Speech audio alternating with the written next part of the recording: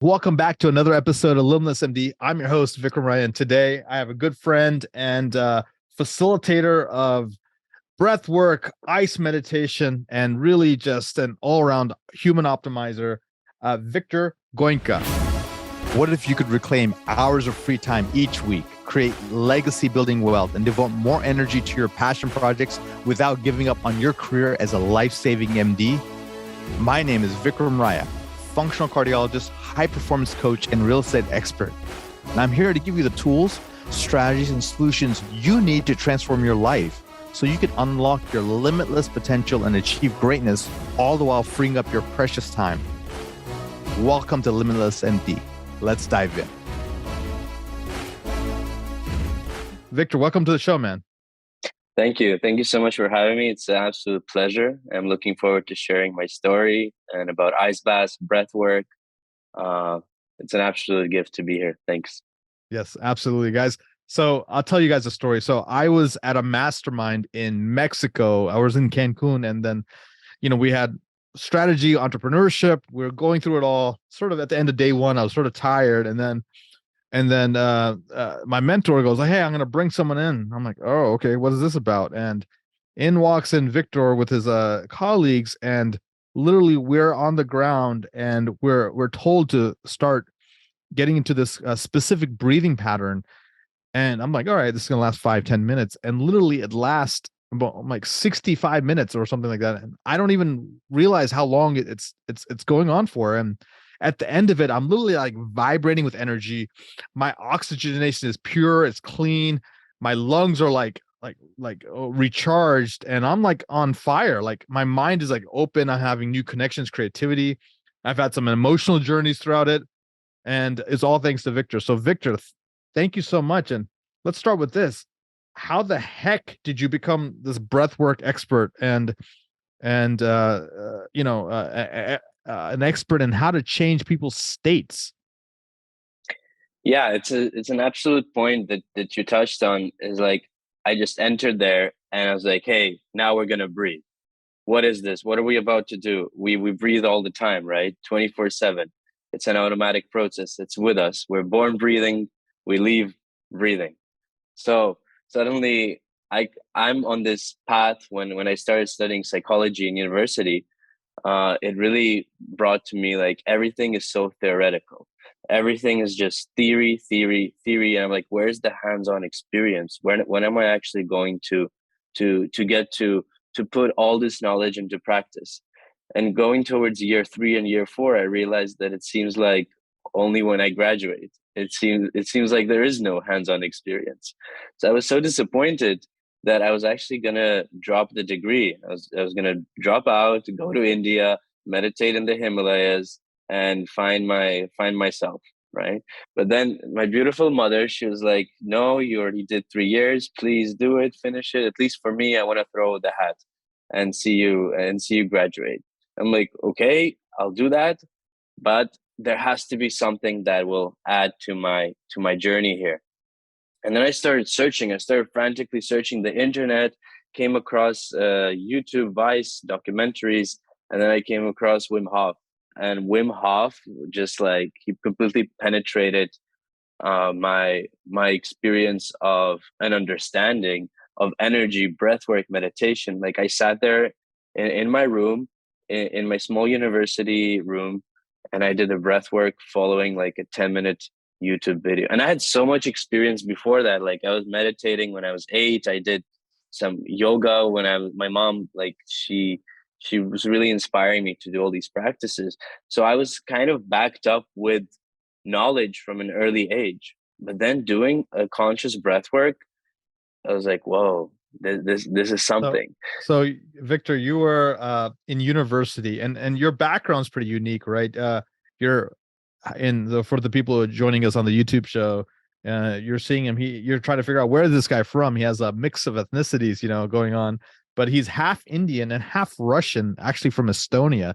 So that's such an interesting framework. And on top of that, you've you've had a foundation in some spiritual practices, but then you're studying psychology in your undergrad, and then you got gravitated toward Wim Hof. And for those of you, very few people in the world who don't know who Wim Hof is, He's one of the sort of spiritual masters, physical masters. He's won a lot of endurance capabilities from being submerged in ice for a long period of time. He's run across the Arctic tundra in the South or North Pole, I believe.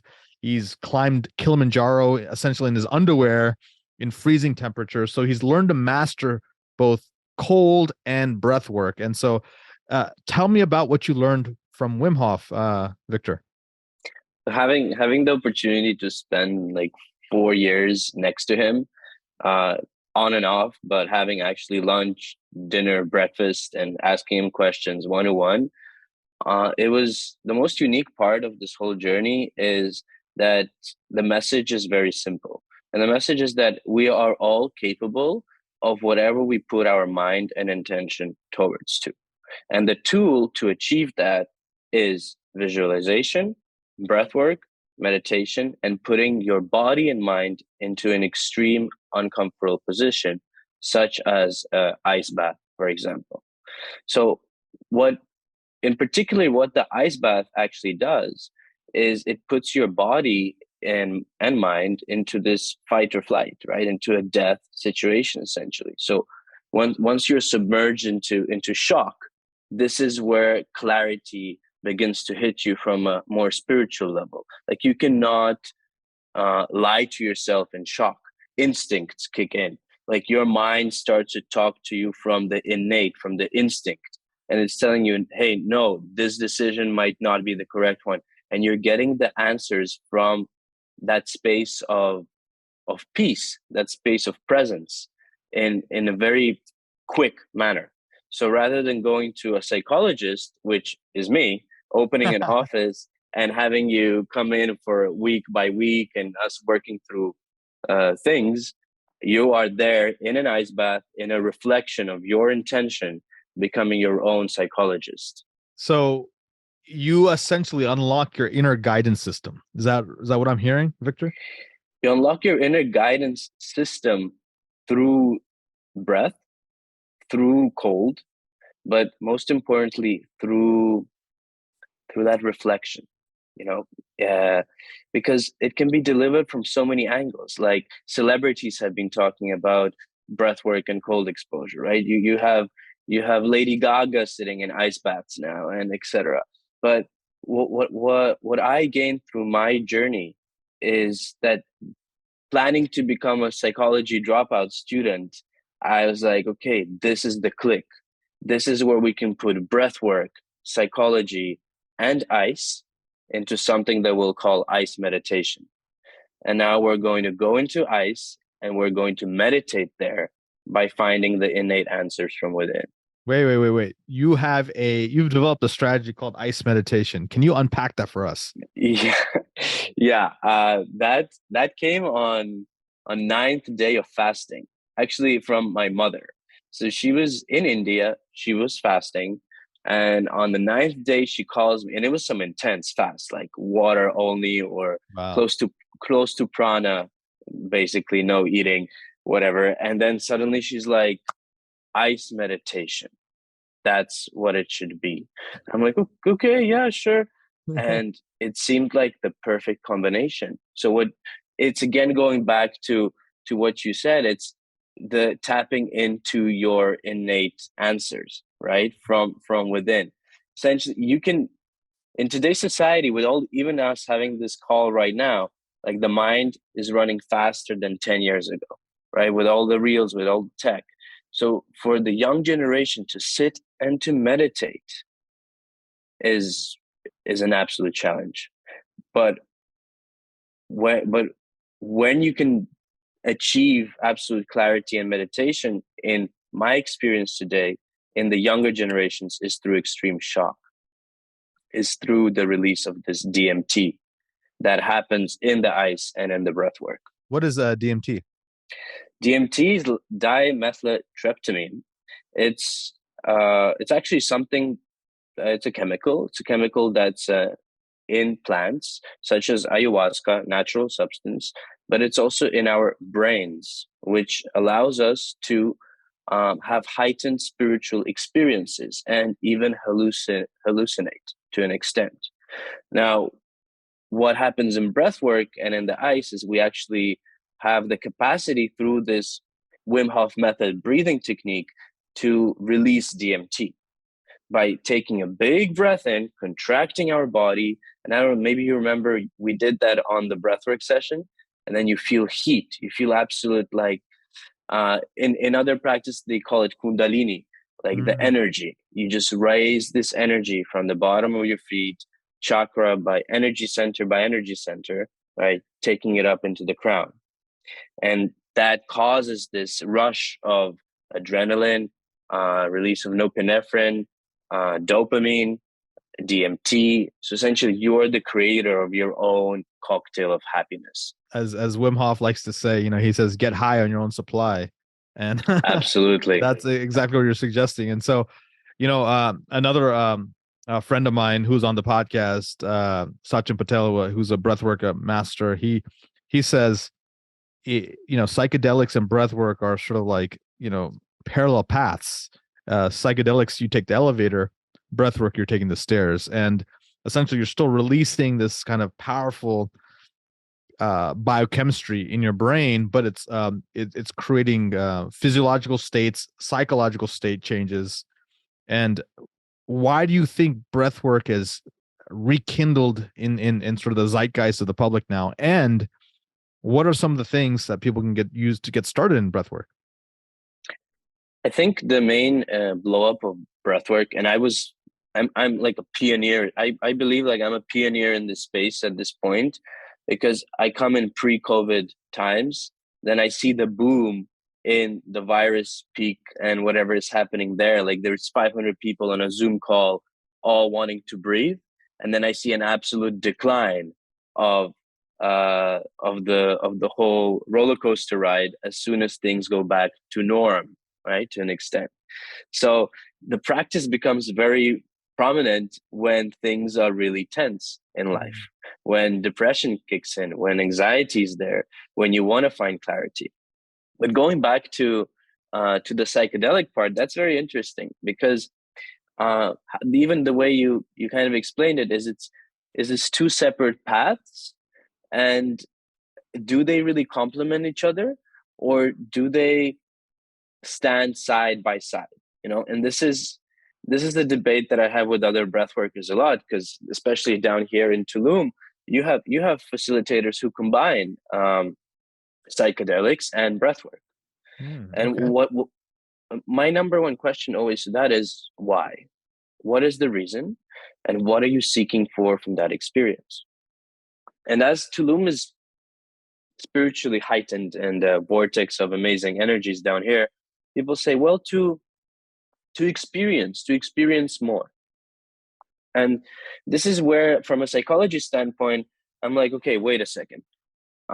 If there is no reasoning for that, if this reasoning is just to experience more, then I would separate these practices, because one of them releases and allows you to consciously let go of control if you need to, which is breath work. And the other one can induce you still into uncertain panic situations, which can leave an imprint in your experience, which can cause you to not do the breath work ever again, for example, right?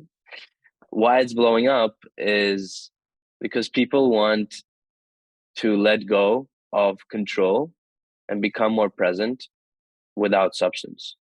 They do not want anything external anymore in their life. They want to still have it, but they want to complement it with natural remedies, natural healing modalities. So let me ask you a question. The people who listen to this podcast, I mean, they're highly successful people. A lot of them are physicians all over the country and perhaps the world. And, they exercise, they work out, they have perhaps stressful jobs. Where does this breath work and meditation strategy that you advocate for, how does that fit in? And then how does someone get started right away? Like, what's something simple that they can get going, like even after this call? That's amazing. That's amazing, because breathwork has to be accessible to everybody. And this is where I kind of stand firm that there is no one method. There's only your way to actually do this. The way you would get started is essentially just taking a few conscious deep breaths. because how often do you think in your day about your breathing?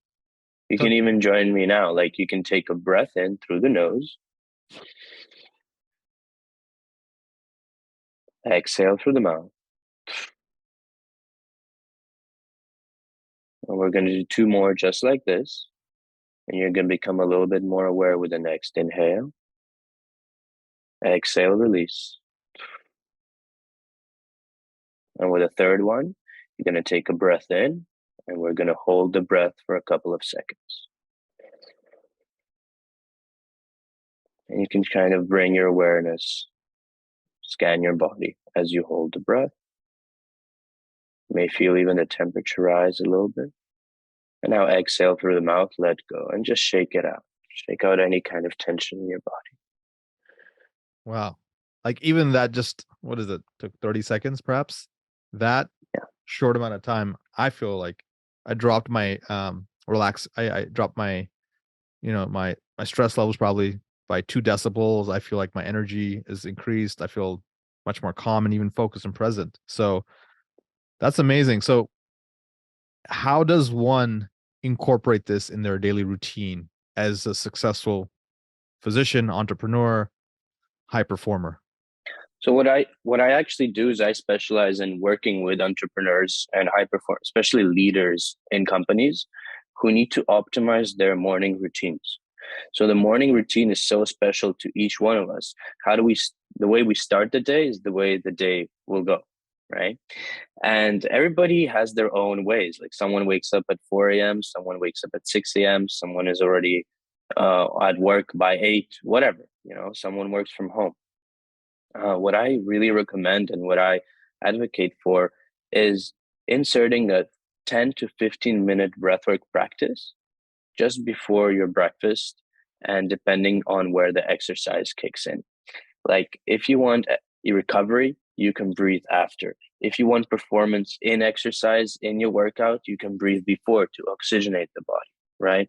But what's really optimal is that the pH of your blood becomes absolute for the next 6 to 8 hours. So your clarity, your creativity, your performance all around, your perception of of your environment around you, it becomes more acute, it becomes more sharp. And that is why I really recommend doing it in the morning. But the most important part is the Wim Hof method is great. Buteyko is great. Dan Brule is great. Joe Dispenza, everybody who's doing this, Stanislav Grof, but you should all be able to develop your own practice.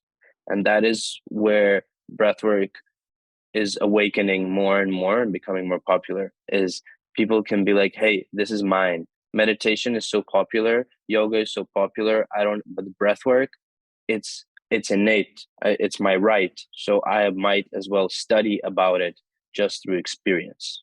That's awesome.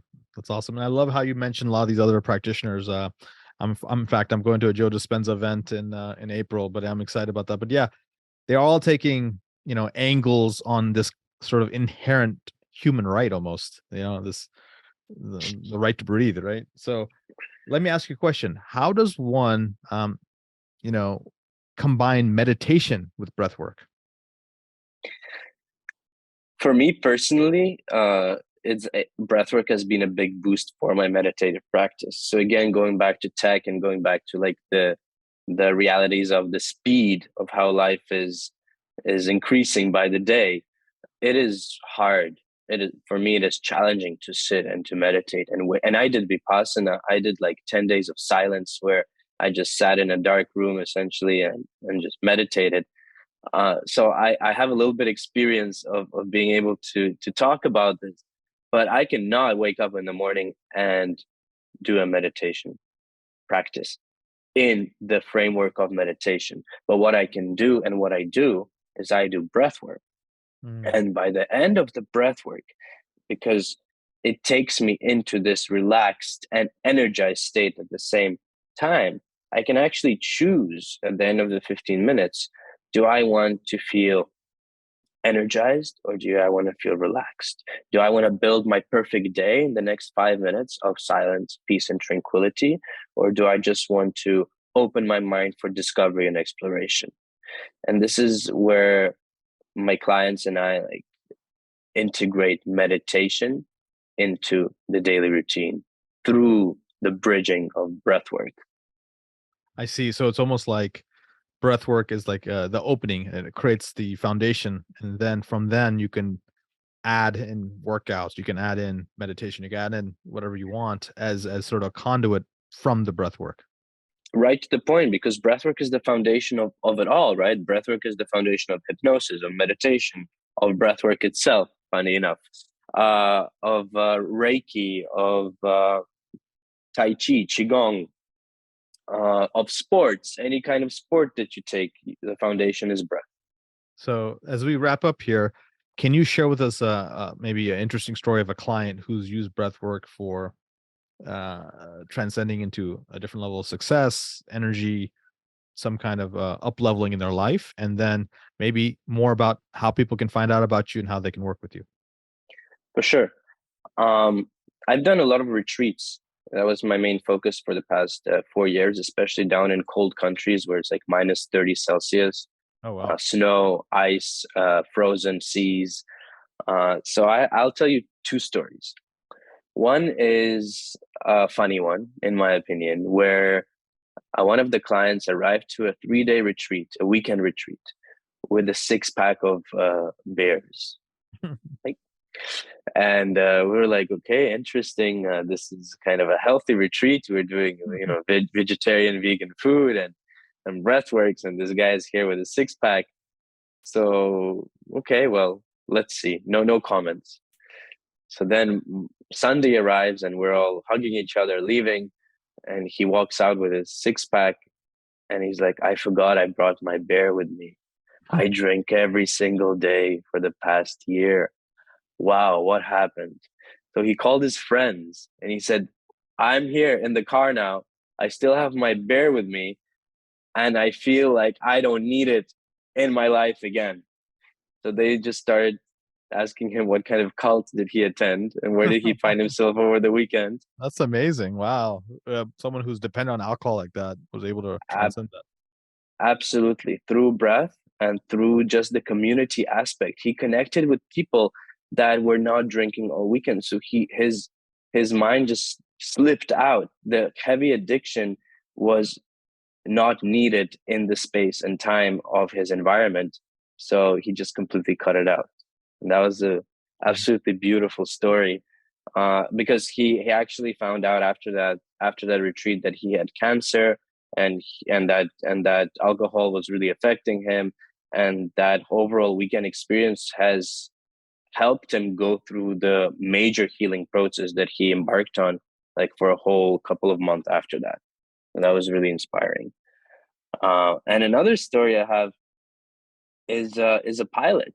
It's a pilot. She's been working in airlines, different airlines, main pilot, and it's a sitting job. It's a sitting job with a lot of stress, and it became somatic in the body where the legs started to give up to the extent where the doctor was like, okay, like you're gonna be handicapped, like you have flat foot and ankle and et cetera. So you can't work anymore. And she was really confused. She's like, what am I going to do? She was walking on the beach barefoot. She was trying all kind of things. And then she was recommended to work with me, because anything that is in our body stuck, any kind of blockage, any kind of inflammation, there is also an energy field that needs to be dissolved in order for that blockage to heal. And breath work has allowed her to literally heal the inflammation in her foot, in her legs. And after 3 months of full on work, which is like 15 sessions of one-on-one work, she was pronounced by her doctor like, hey, I don't know what you did, but you're definitely not handicapped and you can work. Oh, that's awesome. So So she can retain her pilot's license and fly. for sure, she retained it and she's flying, and that has been already like 2 years ago. And it just comes back to that power of the mind. It just Yeah. literally comes back to color, intention, and what we put our mind to. And how to find me, how to work with me.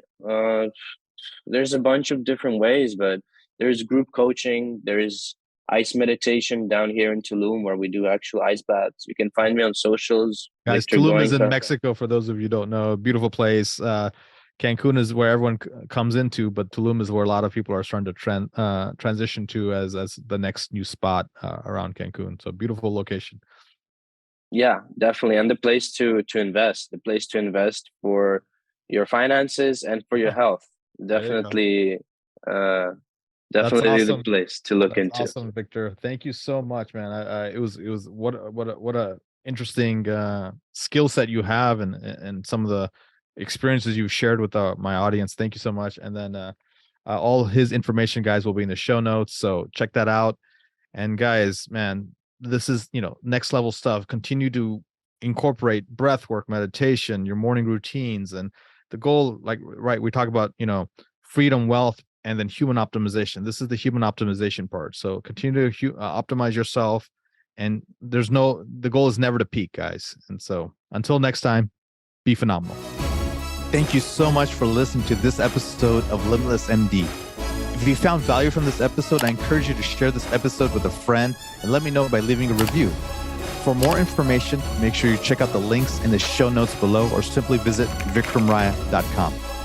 So until next time, my friends, be phenomenal.